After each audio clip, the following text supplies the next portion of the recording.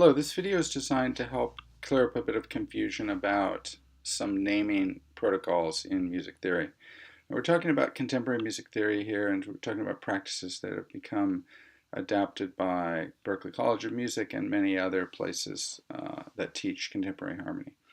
So the first thing is we're going to talk about naming triad types with symbols, and then secondly, the interval structure of triads with a shorthand system, describing that with a shorthand system. So naming triad types. So the basic naming system that is used most commonly is letter by itself means that the triad is major. So nothing else further needs to be written. You don't need to write MAJ or anything else. That means major. A minus symbol after the capital letter, a name of the chord, means minor. Not small m, not min, just the minus symbol means minor.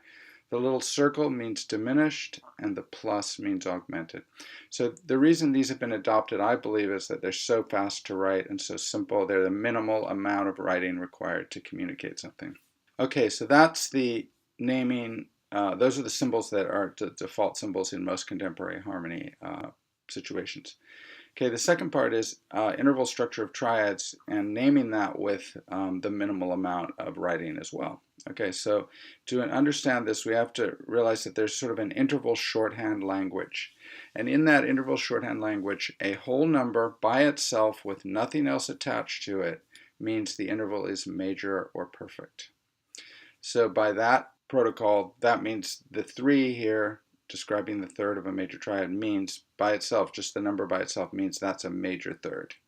You don't have to write MAJ or anything like that. Just the 3 is a default and it means major. The 5 means by default means it's perfect. Now, if you're new to this and you don't understand why some intervals are called major and some are perfect, let's have a look at this graphic here. This is a very useful graphic. It's called the interval box. And this helps you not only figure out intervals, it helps you understand the whole interval naming system. So the way it works, it only works vertically. When you move in this direction, you're moving in the direction of making an interval bigger, or the interval of augmentation. And when you move in this direction, you're making an interval smaller. Now you'll notice that on this side, there's only 3 levels: perfect, augmented, and diminished. But on this side, there's 4 levels: major, augmented, but then there's also minor, and then diminished. These are the perfect intervals. These are the imperfect intervals. You'll notice that these are in a square, and that's not because they're interchangeable. That's just to show that this is where the default intervals are. The default intervals are the intervals that are diatonic upward from the root in a major scale. So let's have a look at what that means. Here's a keyboard. I'm playing a C major scale, all white notes. Okay. If I go from C to D, that is a major second.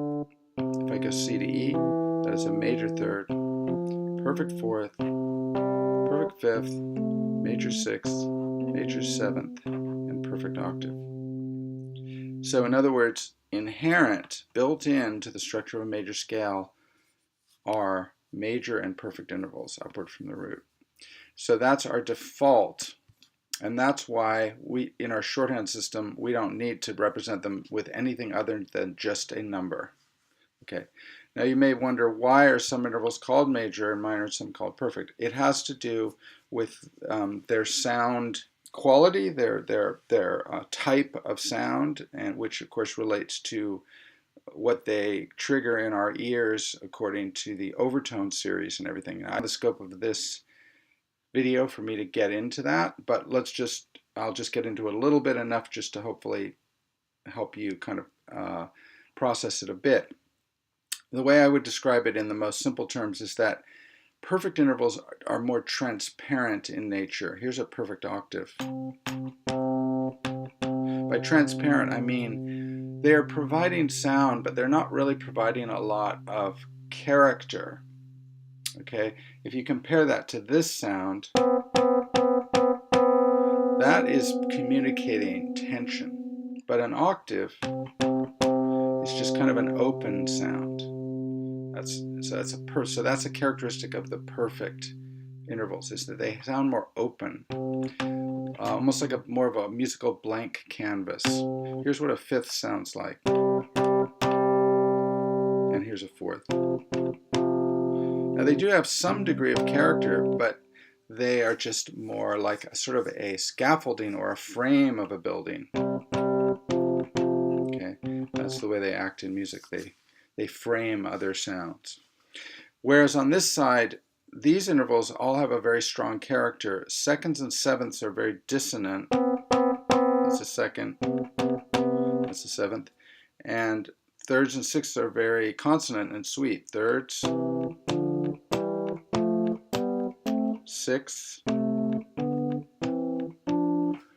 Okay, so these are like making a strong statement, and these are making sort of an open statement.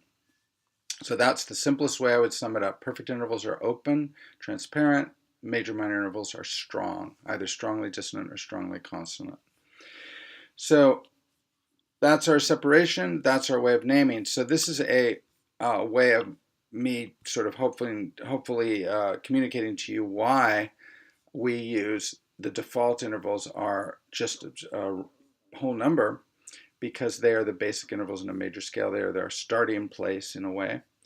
And then when we want to reduce the interval or expand the interval, we have to have a quick way to do that.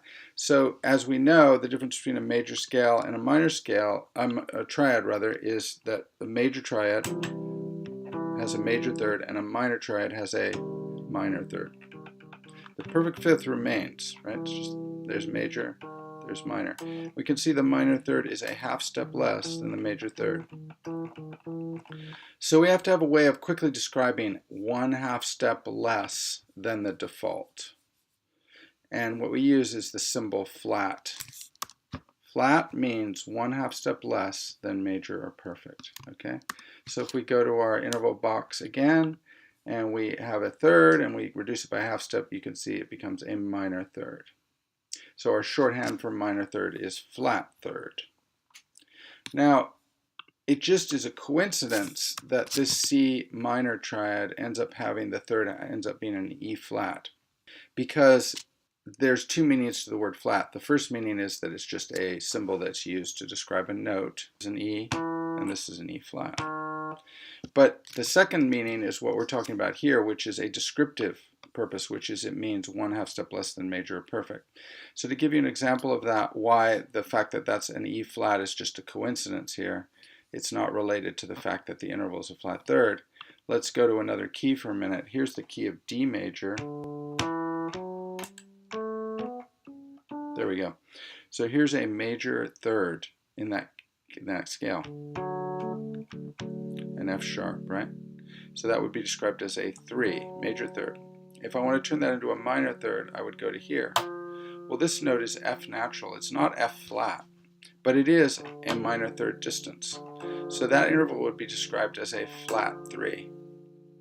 Okay, that is a minor third. Flat 3 means a third that is a 1/2 step less than major, which of course is a minor third. Okay, so hopefully I've proven to you that the fact that in this, our example here, that there happens to be a flat 3 and it also happens to be E flat, it's just a coincidence.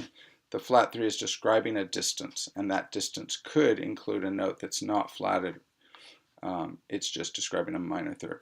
Okay, you'll notice the perfect fifth is still the same, and it's described with the whole number 5. Now we move on to diminished. A diminished triad has a minor third and it has a diminished fifth. So again, we're using the symbol flat to describe 1/2 step less than major or perfect.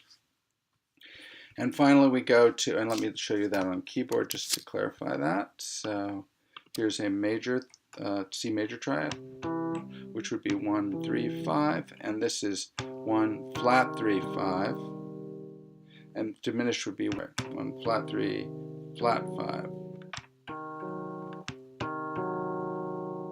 And now we come to the last one, augmented, and it is a major third and an augmented fifth, which again, on our box, when you increase a fifth by 1/2 step, it becomes augmented. C, E major third, and not a perfect fifth, but a augmented fifth.